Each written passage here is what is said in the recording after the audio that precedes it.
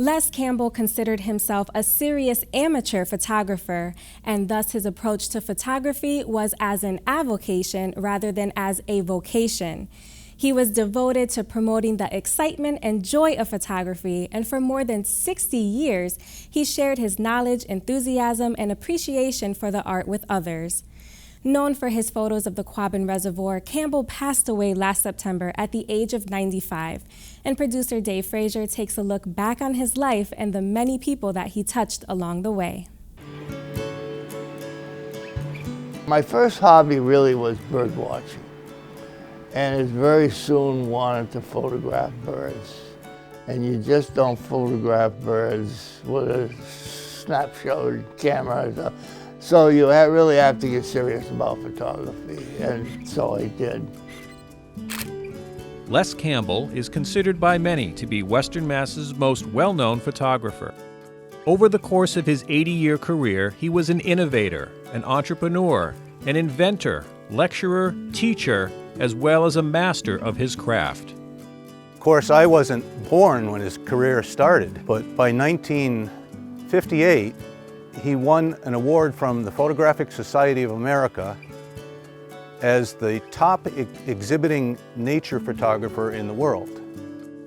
He was somebody that was very quiet and unassuming. I learned that he lived right here on the Quabbin, and I was incredibly jealous because he had opportunities to get the light however he wanted it, because he was here just about 24/7.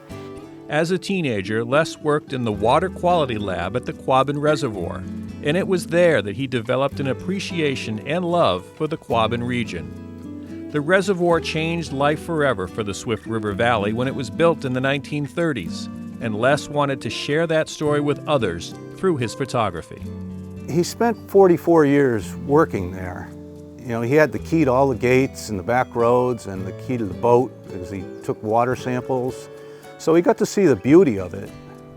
And he knew the story of it. He had relatives that lived in the valley. I mean, it was a traumatic thing. So he not only wanted to make sure people could enjoy the beauty and the solitude of the Quabbin, but he also wanted people to remember the sacrifice of the people that gave up their homes in the valley. Les traveled often to share his work. He pioneered multi-image slideshows with music and shared them on a wide screen. I was his unwilling roadie at the time. I was tucked into the back seat of the Chevy Caprice station wagon, I think. Some nights we had 12 projectors to set up and a 48-foot screen, audio gear, a lot of cables. When Les retired from his work at the Quabbin, he purchased a parcel of land across from the reservoir's main gate, built a studio so he could show his work, and called his home Sky Meadow. This was his home since about '91. He always adored this place. And he loves to have people see it, camera clubs, astronomy clubs. Everyone's welcome. And of course, he's got the beautiful gallery here now, too. Les's love for the Quabbin throughout his life motivated him to establish a visitor center and a support organization called the Friends of Quabbin. Les and his second wife, Terry, filled that visitor center with photographs and information to help share the story of Quabbin with people who stopped in. People were mostly from Boston. That was their water, but they knew nothing about how that water was generated. And that's what Les wanted to educate them about. Currently, there is an effort being put forth to name the visitor center after Les and Terry. We just had to have something that would be forever, and we wanted to let people know who enter the visitor center and learn about the Quabbin and learn about what happened to the 4 towns that are gone forever, that there was a man named Les Campbell and his wife Terry Campbell, and it was because of them that this visitor center is here. Over the years, Les's work has been in many major magazines, including National Geographic. He has received numerous awards and citations from prestigious organizations, governors, senators, and more.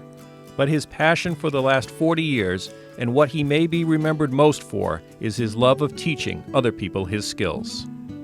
It seems like I got hundreds of cards or calls after he passed away, and they all used similar adjectives to describe him, like kind, gentle, compassionate, giving, generous, so helpful. So many people wrote how, oh, I didn't even know the man, and he said, come on up, I'll show you how to take that photo. You know, he just wanted people to get the enjoyment out of it that he did.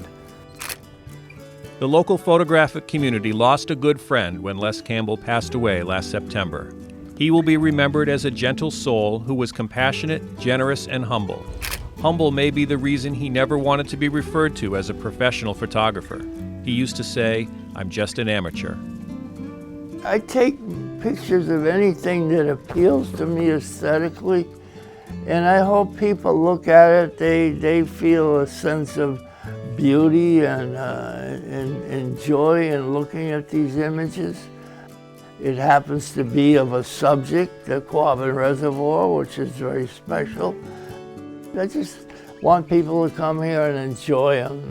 They don't have to buy them, but just come and look, and if they get pleasure from them, that's a reward to me.